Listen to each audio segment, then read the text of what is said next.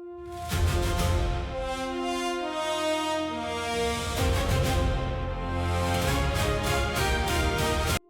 open your eyes before the sun does. You're lying on a woven mat under the open sky. Above you, the last stars are slowly fading. You are a Baru, a reader of the heavens.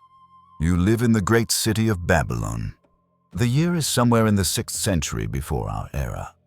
You lie on the highest terrace of a ziggurat. The vast stepped temple rises beneath you.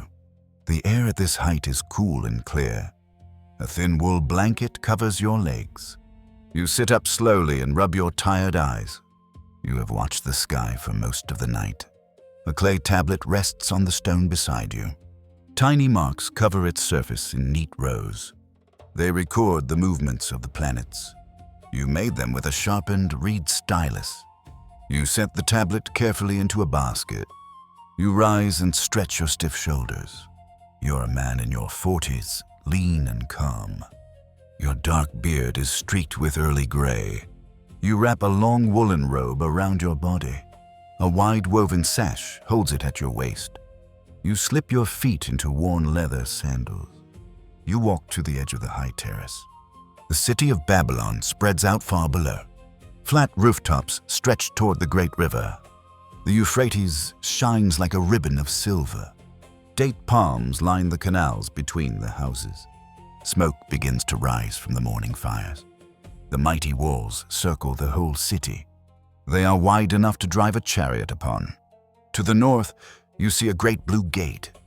Its glazed bricks shine with golden beasts. They say it is named for a goddess of love. The first light touches the temple towers. The painted bricks glow warm and bright. You turn back toward the eastern horizon. The sky there blushes a soft rose pink. You watch for the planet that follows the sun. It hangs low and bright above the hills. You whisper its name as a quiet greeting. You believe the gods speak through the stars. The patterns above mirror events below. It is your task to read their messages. A younger student climbs up to the terrace. He carries a small clay cup of barley beer. He bows his head to you with deep respect. You take the cup and drink slowly. The beer is thick, sour, and faintly sweet. You ask him what he has observed tonight.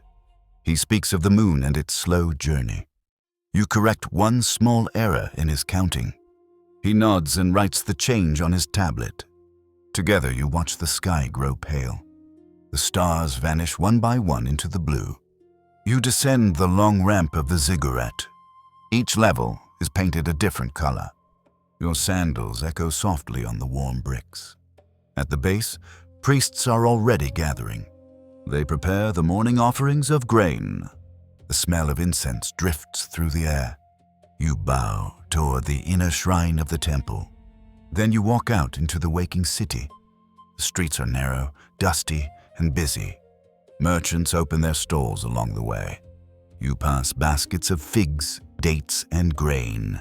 A potter shapes wet clay upon his wheel. Children chase each other between the houses. You stop at a stall to buy fresh flatbread. It is warm and soft and dusted with flour.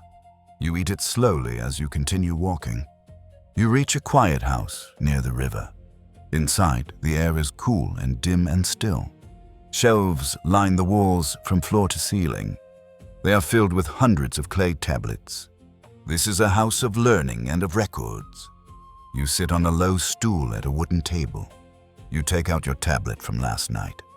You begin to copy the marks more carefully. You compare them to older tablets on the shelf. Some of these records are very, very old. They were written by astrologers long dead.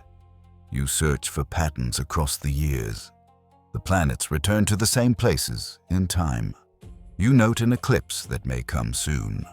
Such an omen could concern even the king. By midday, the room grows warm and bright. You pause to drink water and rest your eyes. You eat dates and cheese in the quiet shade. A scribe brings you a question from the palace. The king wishes to know if the signs are good. You study your tablets with great care. You weigh each omen slowly in your mind. You write a careful, measured reply. You never claim to know more than you do. The afternoon passes in patient study. The light through the window turns to gold. You roll your shoulders and set down your reed. You walk back out into the cooling streets. The city glows in the warm evening light. You climb the Ziggurat once more. Slowly, each step lifts you closer to the sky. At the top, the air is fresh and clear again. The sun sinks low behind the distant hills. The river burns orange, then fades to gray. The first stars appear in the darkening east. You sit on your mat and prepare your tablet. You sharpen your reed stylus with a small blade. You wait for the night to fully arrive.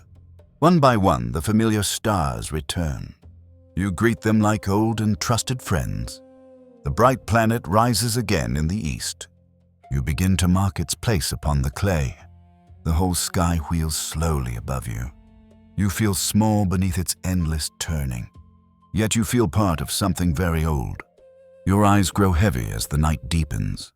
You lie back upon your mat to rest them. You are already asleep.